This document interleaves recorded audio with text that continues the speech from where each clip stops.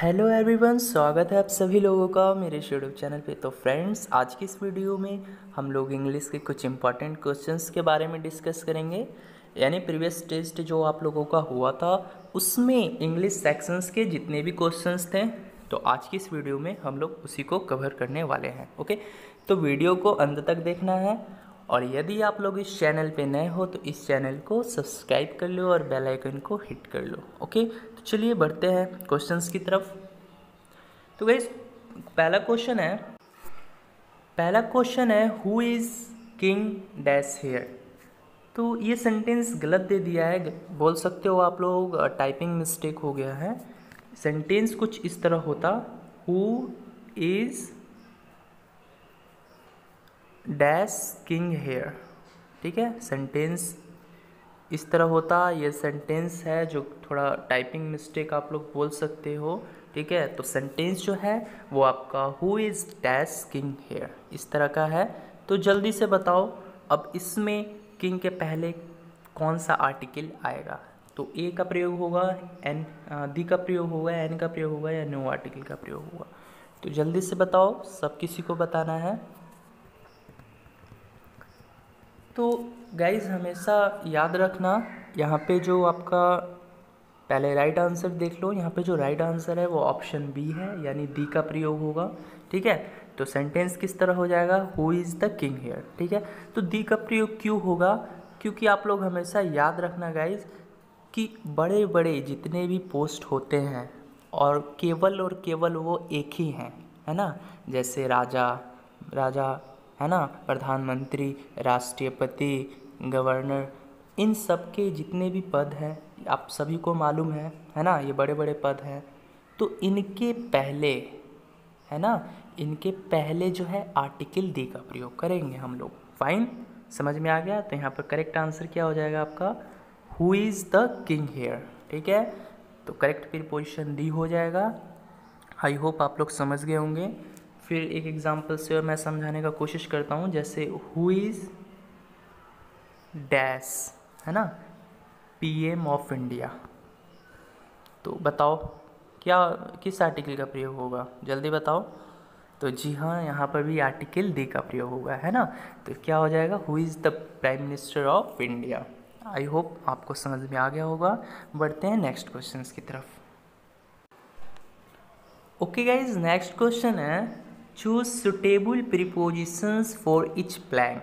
तो यहाँ पे हम लोगों को करेक्ट प्रीपोजिशंस फिल करना है। ठीक है, तो करेक्ट प्रीपोजिशंस बताना है। तो जल्दी से बताओ, सेंटेंस है आपका he does not act according dash my instruction. तो जल्दी बताओ, यहाँ पे किस चीज़ का प्रयोग होगा, फॉर का प्रयोग होगा, टू का प्रयोग होगा, विथ का प्रयोग होगा या नो प्रीपोजिशंस आएगा। जल्दी से बताओ, सब किसी को बताना है। यहाँ पे किस चीज़ का किस प्रीपोजिशंस का यूज होगा, सबको ही बताओ।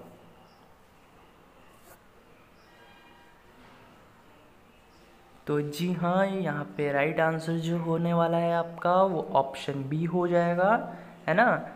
तो आप लोग हमेशा याद रखना, अकॉर्डिंग यानी कुछ ऐसे वर्ड्स हैं जिनके साथ फिक्स प्रीपोजिशंस टू का प्रयोग होता ही होता है ना। कौन कौन से वर्ड्स हैं देख लेते हैं। तो अकॉर्डिंग है, ठीक है, तो अकॉर्डिंग के साथ हमेशा टू का प्रयोग होता है। और इसी तरह अटेंशन है, नोट कर लो आप लोग यदि नोट करना चाहो तो, बहुत ही वीवीआई है। तो अटेंशन के साथ भी टू प्रीपोजिशन का प्रयोग जो है वो फिक्स होता है। एफिलिएटेड है ना, एफिलिएटेड का मतलब क्या होता है, से संबंध होना, जुड़ा होना। ठीक है, तो एफिलिएटेड के साथ भी फिक्स प्रीपोजिशन टू का प्रयोग होगा। उसी तरह अटेन के साथ भी फिक्स प्रीपोजिशन टू का प्रयोग करते हैं। ओके, और एक होता है ब्लाइंड, है ना, ब्लाइंड टू। तो देखो, ब्लाइंड जो वर्ड है इसके साथ टू का भी प्रयोग होता है और इन का भी प्रयोग होता है। अब टू का प्रयोग कब होगा और इन का प्रयोग कब होगा ये थोड़ा जान लेते हैं हम लोग। देखो, ब्लाइंड के साथ, ठीक है, ध्यान से सुनना, ब्लाइंड के साथ, तो ब्लाइंड के साथ यदि टू का प्रयोग होता है तो उसका अर्थ हो जाता है गाइस किसी काम में बेवकूफ़ होना, है ना, किसी काम में बेवकूफ़ होना, बोल सकते हो किसी काम में अनाड़ी होना, है ना। तो ब्लाइंड के साथ टू का प्रयोग होगा तो उसका अर्थ ही हो जाएगा किसी काम में बेवकूफ़ होना या अनाड़ी होना, ठीक है। तो इसका मतलब आप समझ लेना। जैसे एक एग्जाम्पल के द्वारा समझते हैं, सी इज़ ब्लाइंड टू कुकिंग, यानी वह जो है, आप लोग बोल सकते हो वह खाना पकाने के मामले में क्या है, अनाड़ी है ना, बेवकूफ़ है। मतलब कहने का मतलब वो नहीं बनाना चाहती है, ठीक है, अनाड़ी है, अभी उसको मन नहीं है। आप लोग बोल सकते हो कि वो उस चीज़ को अनदेखा कर रही है ना, तो उसका मन ही नहीं है। तो यहाँ पे जैसे मैं क्या बोला, ब्लाइंड टू का जब प्रयोग होगा, ब्लाइंड के साथ टू का प्रयोग होगा तो इसका अर्थ हो जाता है के प्रति, मतलब अंधा होना, ठीक है। यानी ये भी बोल सकते हो आप लोग किसी चीज़ के प्रति अंधा होना या किसी काम में बेवकूफ़ होना, ठीक है, किसी काम में अनाड़ी होना। तो वहाँ जो है ब्लाइंड के साथ टू का प्रयोग करेंगे। एक एग्जाम्पल से आप लोग समझ भी गए होंगे, ठीक है। यदि ब्लाइंड के साथ, अब देखते हैं, यदि ब्लाइंड के साथ इन का प्रयोग होता है तो वहाँ जो है इसका अर्थ जो है अलग हो जाता है। तो वहाँ इसका मतलब क्या हो जाएगा, तो वहाँ हो जाता है इसका मतलब कि वो सच में, है ना, यानी कोई व्यक्ति जो सच में एक आँख से अंधा होता है, तो वहाँ पे जो है ब्लाइंड के साथ हम लोग किस प्रीपोजिशन का प्रयोग करेंगे, तो इन का प्रयोग करेंगे, ठीक है। यानी ब्लाइंड के साथ इन का प्रयोग होगा तो समझ लेना है एक आँख से अंधा होना। जैसे वह एक आँख से अंधा है तो मैं क्या बोलूँगा, he is blind in one eye, बोल सकता हूँ he is blind in one eye, है ना, वो एक आँख से अंधा है। आई होप आप लोगों को क्लियर हो गया होगा, ठीक है। तो यहाँ जो है राइट आंसर आपका क्या हो जाता, टू हो जाता, ठीक है। अकॉर्डिंग के साथ टू का प्रयोग होता है। अब फोर के बारे में जान लेते हैं कि फोर का प्रयोग जो है वो किन किन वर्ड्स के साथ होता है। तो आप लोग हमेशा याद रखना, लुक, है ना, लुक के साथ हमेशा फोर का प्रयोग भी होता है, ठीक है। और डाई के साथ भी फोर का प्रयोग हम लोग करते हैं। तो देखो लुक के साथ फोर का भी प्रयोग होता है। पहले तो लुक के बारे में जान लेते हैं, ठीक है। लुक के साथ फोर का भी प्रयोग होता है। तो लुक के साथ जब फोर का प्रयोग होगा, देखो लुक के साथ बहुत प्रीपोजिशंस आते हैं, लुक के साथ ऐट का भी आता है, लेकिन हम इम्पोर्टेंट चीज़ को ही कवर करेंगे, ठीक है। लुक के साथ ऐट भी आता है, लुक के साथ फोर भी आता है, ठीक है, और लुक के साथ टू का भी प्रयोग करते हैं। तो सबका अर्थ जो है वो बदल जाता है। तो यहाँ पे हम लोग इम्पोर्टेंट देखेंगे, यानी लुक फोर का देखेंगे और लुक ऐट का प्रयोग देखेंगे, फाइन। तो देखो लुक फोर का प्रयोग कब होगा, यानी लुक के साथ जब फोर का प्रयोग होता है तो उसका मतलब क्या हो जाता है, उसका अर्थ क्या होता है। तो लुक के साथ फोर का प्रयोग होता है तो उसका अर्थ हो जाता है गाइस खोजना, है ना, या आप लोग बोल सकते हो ढूंढना, तलाश करना, है ना। तो जैसे वह अपनी कलम की तलाश में है ना। तो ये सेंटेंस किस तरह मैं बनाऊंगा, तो मैं बोलूँगा he is looking for his pen, यानी वो अपनी कलम की तलाश में है ना। अब जब लुक के साथ एट का प्रयोग होगा तो वहाँ जो है इसका अर्थ दूसरा हो जाएगा। तो वहाँ इसका अर्थ क्या हो जाएगा, मतलब किसी चीज़ को ध्यान से देखना, किसी व्यक्ति को आप लोग ध्यान से देखते हो ना, तो वहाँ जो है लुक के साथ एट का प्रयोग होगा। या कोई भी व्यक्ति हो सकता है या कोई भी चीज़ हो सकता है, ठीक है। जैसे मैं बोल सकता हूँ ही लुक्स एट द सन, तो यहाँ पे वो सन को देख रहा है, बहुत ही ध्यान से देख रहा है, बहुत ही गौर से देख रहा है, तो वहाँ जो है लुक के साथ एट का प्रयोग होगा, है ना। यानी जब भी आप लोग लुक के साथ एट का प्रयोग करते हो तो इसका अर्थ हो जाता है किसी भी चीज़ को एकदम अच्छे से देखना, यानी ध्यान से देखना, आप उसको मतलब एकदम वहाँ से ध्यान हटा नहीं सकते हो, तो वहाँ जो है लुक के साथ एट का प्रयोग होगा, ठीक है। ही लुक्स एट द सन, ठीक है। तो आई होप समझ में आ गया होगा। अब मैं बताया था आपको डाई के साथ गाइज फोर का भी प्रयोग होता है। देखो आप लोग ये नोट कर लो, बहुत ही वीवीआई क्वेश्चंस हैं, प्रीपोजिशंस हैं, पूछ लिए जाते हैं आपके एग्ज़ाम में, ठीक है। तो मैं जितना भी आपको पढ़ाता हूँ तो आपके एग्ज़ाम रेलेवेंट पढ़ाता हूँ, देख लेना। आपको क्वेश्चंस जो है इंग्लिश ग्रामर से यहीं से मिलेंगे, 2-4 प्रीपोजिशंस पूछ लिए जाते हैं, तो आप लोग जो है इन सब का प्रयोग नोट करके एक जगह लिख लो ताकि आपको रिवीजन करने में भी इजी होगा। ठीक है, तो देखो डाई के साथ फॉर का भी प्रयोग होता है। ठीक है, डाई के साथ फ्रॉम का भी प्रयोग होता है, और एक बहुत ही इंपॉर्टेंट है, कौन सा है जी, तो डाई। डाई के साथ ऑफ का भी प्रयोग होता है। तो ये जो प्रयोग है ना डाई ऑफ, ये पूछ लिया जाता है आपके एग्जाम में। ये वीवीआई है, इसको आप लोग वीवीआई में डाल देना। यानी डाई के साथ ऑफ का भी प्रयोग होता है, डाई के साथ फॉर का भी प्रयोग होता है, डाई के साथ फ्रॉम का भी प्रयोग होता है। ठीक है, तो अब हम लोग सबको समझेंगे। तो यहाँ पे डाई, डाई के साथ फॉर का प्रयोग होगा, यानी डाई के साथ जब फोर का प्रयोग होगा तो उसका मतलब अलग हो जाता है, डाई के साथ जब ऑफ का प्रयोग होगा तो उसका अर्थ अलग हो जाता है, और डाई के साथ फ्रॉम का प्रयोग होता है तो उसका अर्थ अलग हो जाता है। तो देखो डाई का मतलब तो होता है मरना, है ना। तो डाई के साथ जब फोर का प्रयोग होगा तो उसका अर्थ हो जाएगा कि मतलब के लिए मरना, है ना, के लिए मरना। इसका मतलब हो जाएगा सेंटेंस का के लिए मरना। जैसे मैं आपको इस तरह से समझाता हूँ, जैसे मान लो सैनिक हैं अपने देश के, तो वो युद्ध करते करते शहीद हो जाते हैं। ठीक है, तो वो अपनी मतलब देश के लिए शहीद हो रहे हैं ना, तो वहाँ जो है डाई के साथ फॉर का प्रयोग होगा। ठीक है, जैसे मैं एक एग्जांपल से समझाऊँ आपको, तो राम सिंह, ठीक है, Ram Singh died for his country.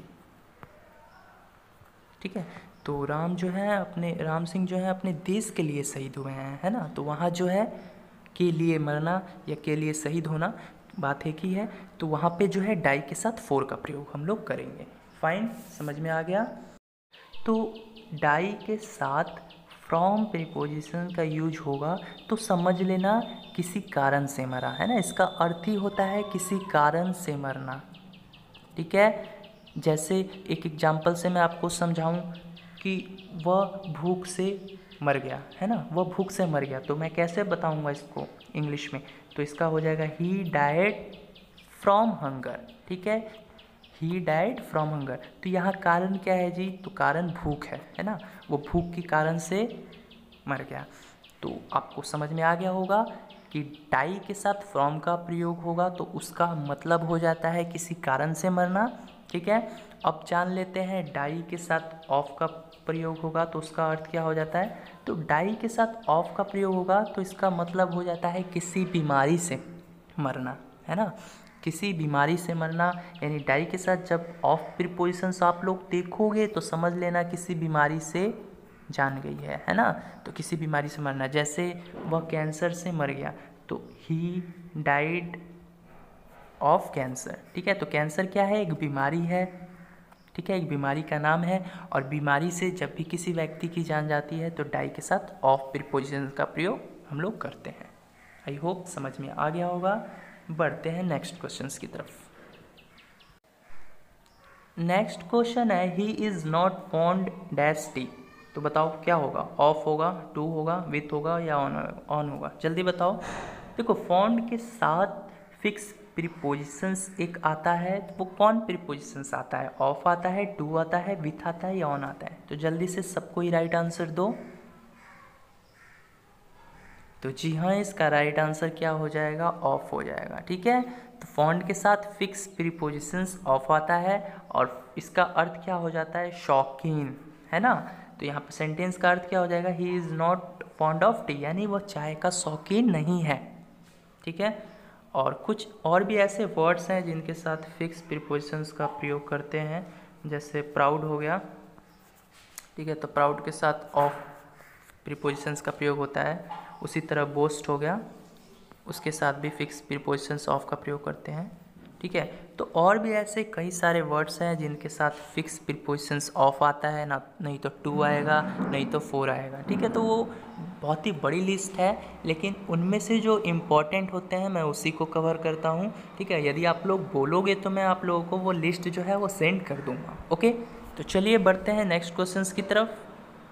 तो गाइज नेक्स्ट क्वेश्चन है Rakesh differs dash Mohan on this point. तो बताओ यहाँ पे डिफर के साथ किस प्रीपोजिशंस का यूज होगा, टू का प्रयोग होगा, विथ का प्रयोग होगा, फ्रॉम का प्रयोग होगा या ऑन का प्रयोग होगा। जल्दी बताओ, सब किसी को बताना है कि आपने राइट आंसर क्या दिया था टेस्ट में। तो देखो डिफर का मतलब होता है, आप लोग बोल सकते हो टू बी ऑफ अनलाइक, या सिंपली जानो इसका मतलब होता है अपोजिट ओपिनियन, है ना, अलग मतभेद होना, अलग मतलब अलग राय होना, ठीक है, अपोजिट ओपिनियन जिसको बोलते हैं।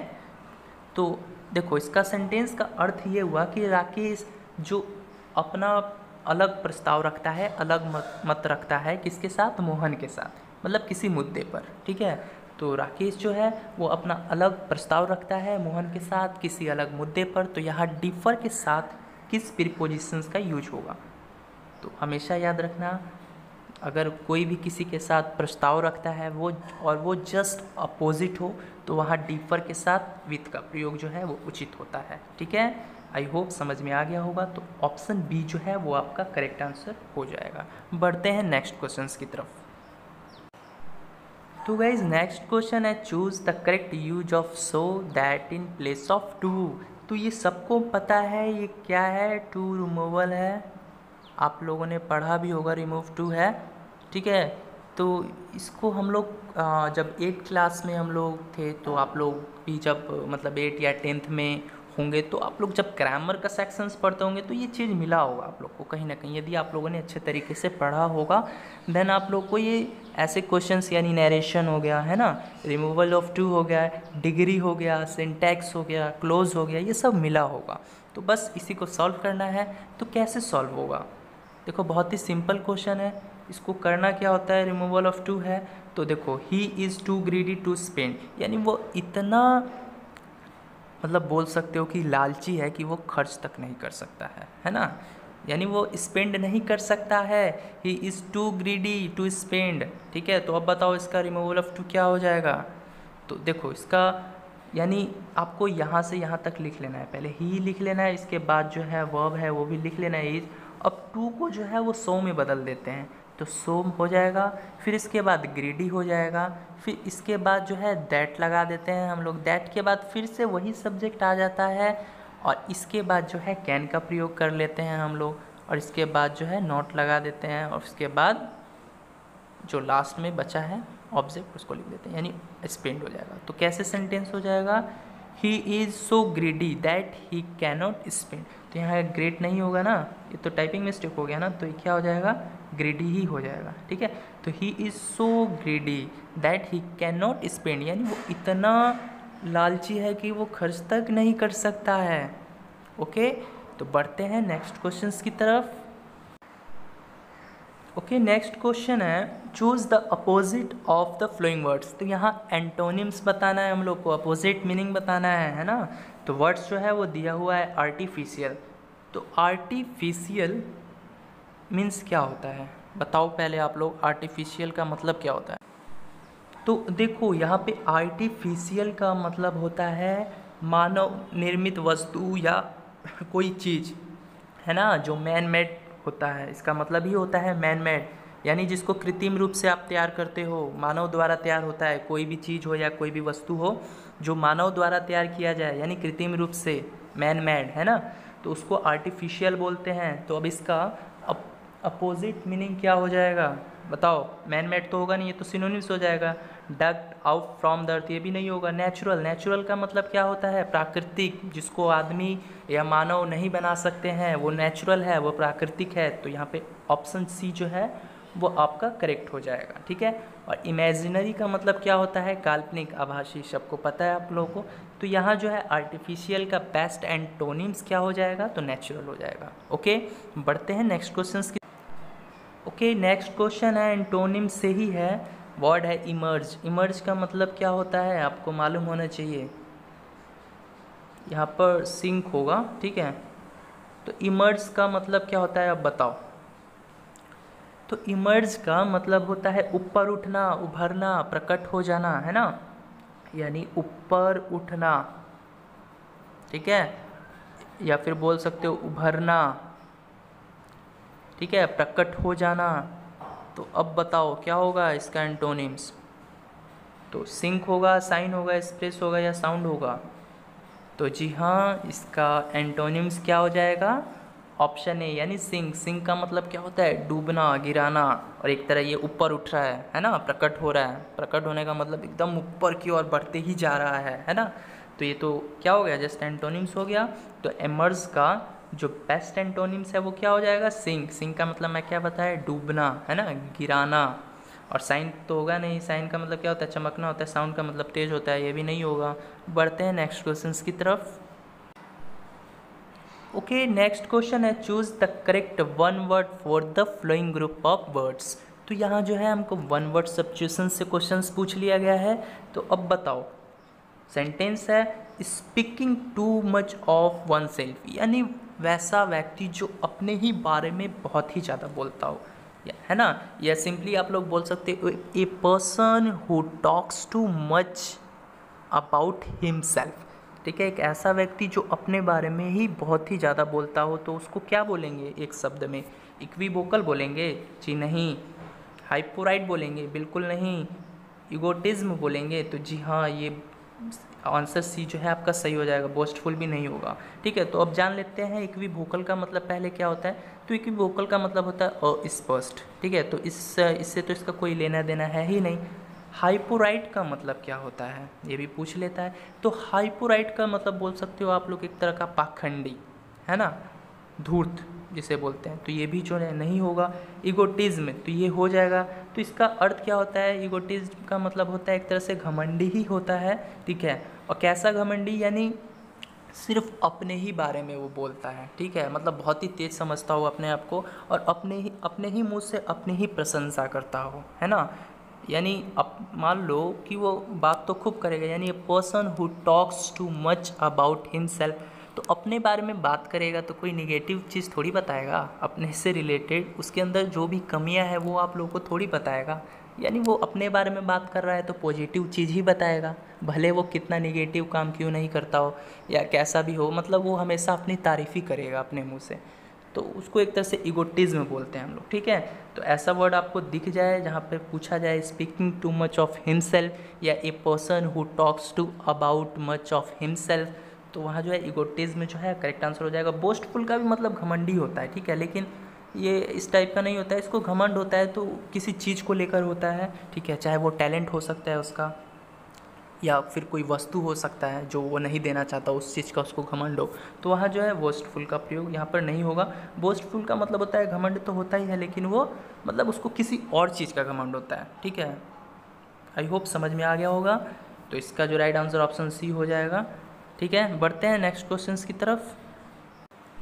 तो नेक्स्ट क्वेश्चन है one who possess many talents, यानी one who possesses many talents. तो इसका मतलब क्या होता है? अनेक तरह के काम में प्रतिभा रखने वाले व्यक्ति को क्या कहते हैं? बताओ क्या कहेंगे? यानी वो सब काम कर सकता है ना। यानी डांस कर सकता है, सिंगिंग कर सकता है, फुटबॉल खेल सकता है, स्पोर्ट्स में कोई भी गेम खेल सकता है। तो उस व्यक्ति को क्या बोलेंगे जो अपने में अनेक तरह के काम करने का प्रतिभा रखता हो? ठीक है, यानी वो कुछ भी कर सकता है, हर काम में एक्सपर्ट हो। बताओ उसको क्या बोलेंगे? वर्सेटाइल बोलेंगे, न्यूबाइल बोलेंगे, गिफ्टेड बोलेंगे, एक्सेप्शनल बोलेंगे? तो देखो उसको तो न्यूबाइल बोलेंगे नहीं। ठीक है, गिफ्टेड भी नहीं बोलेंगे। गिफ्टेड का मतलब क्या होता है? इनाम होता है। एक्सेप्शनल भी नहीं बोलेंगे, इसका मतलब अपवाद होता है। तो वर्सेटाइल बोलेंगे। तो ऑप्शन ई जो है वो आपका करेक्ट आंसर हो जाएगा, है ना। वर्सेटाइल का मतलब मैं क्या बताया? एक ऐसा व्यक्ति जो मतलब अनेक तरह के काम में प्रतिभा रखता हो। ठीक है, जिसको बहुमुखी बोलते हैं। ठीक है, बहुत ही प्रतिभाशाली व्यक्ति होता है, वो बहुमुखी टाइप का होता है, हर काम में मतलब उसको नॉलेज है। जैसे कि एग्जांपल से समझो, अब एक एग्जांपल से समझाता हूँ। जैसे दिव्या इज़ सो वर्सेटाइल, है ना। Divya is so versatile, she can dance, singing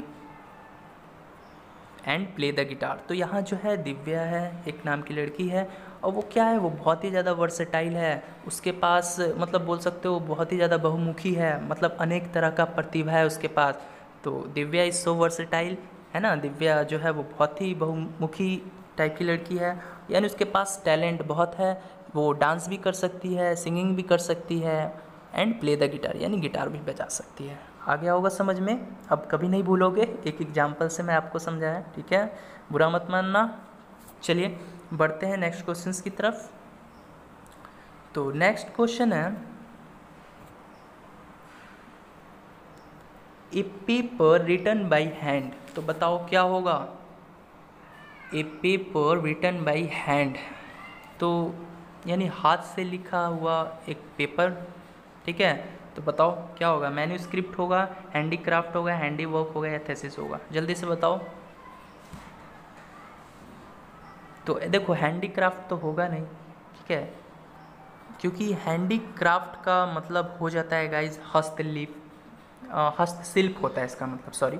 handicraft का देखो इसका जो राइट आंसर होगा ना वो मैन्यूस्क्रिप्ट होगा। अब क्यों होगा, देखो मैन्यूस्क्रिप्ट का मतलब होता है हस्तलिपि, यानी हाथ से लिखा गया मतलब कोई भी पेपर, उसको क्या बोलेंगे, मैन्यूस्क्रिप्ट बोलेंगे, यानी हस्तलिपि बोलेंगे। और हैंडीक्राफ्ट क्यों नहीं होगा, तो हैंडीक्राफ्ट का मतलब होता है हस्तशिल्प, ठीक है। और हैंडी वर्क ये भी नहीं होगा। और थेसिस का मतलब क्या होता है, थेसिस का मतलब बोल सकते हो थ्योरी वगैरह, ठीक है। तो आई होप आप लोगों को क्लियर हो गया होगा। यदि वीडियो पसंद आई हो तो इस वीडियो को लाइक कर देना और वीडियो को शेयर भी कर देना। ओके, तो मिलते हैं नेक्स्ट वीडियो में। आज की इस वीडियो में बस इतना ही।